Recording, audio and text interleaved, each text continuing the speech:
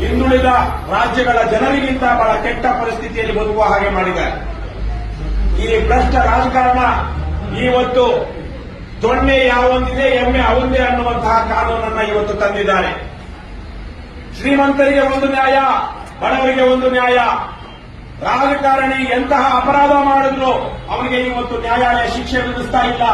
ಆದರೆ ಅಕ್ಕಪಕ್ಕದ ಮನೆಯವರು ಗಲಾಟೆ ಮಾಡಿಕೊಂಡ್ರೆ ಅದನ್ನು ದುಡ್ಡಿರುವನ್ನು ಪೊಲೀಸರಿಗೆ ದುಡ್ಡು ಕೊಟ್ರೆ ಪಾಪ ಅಮಾಯಕರನ್ನ ಎಳ್ಕೊಂಡು ಬಂದು ಇವತ್ತು ಪೊಲೀಸ್ ಸ್ಟೇಷನ್ ನಲ್ಲಿ ಹೊಡೆಯುವಂತಹ ಒಂದು ನ್ಯಾಯ.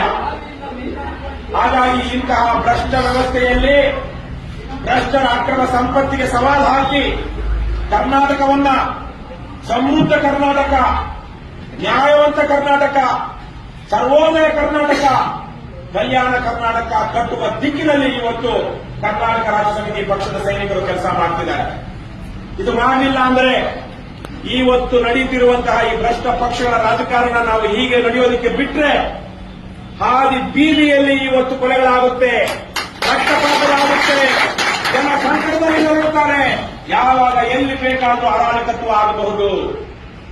ಕೇವಲ 2-3 ವರ್ಷಗಳ ಹಿಂದೆ ಶ್ರೀಲಂಕಾದಲ್ಲಿ ಏನಾಯಿತು ಅಂತ ನಾವು ನೋಡಿದ್ವಿ. ಜನ ರೋಚಿಗೆದ್ದು ಭ್ರಷ್ಟರ ಯಾವುದೊಂದು 50 ವರ್ಷಗಳಿಂದ ಇಡೀ ದೇಶವನ್ನು ಆಕ್ರಮಿಸಿಕೊಂಡಿದ್ದಂತಹ ಒಂದು ಕುಟುಂಬದ ವಿರುದ್ಧ ಶ್ರೀಲಂಕಾದ ಜನ ದಂಗೆ ಎದ್ದು ಅವನು ದೇಶದ ಅಧ್ಯಕ್ಷ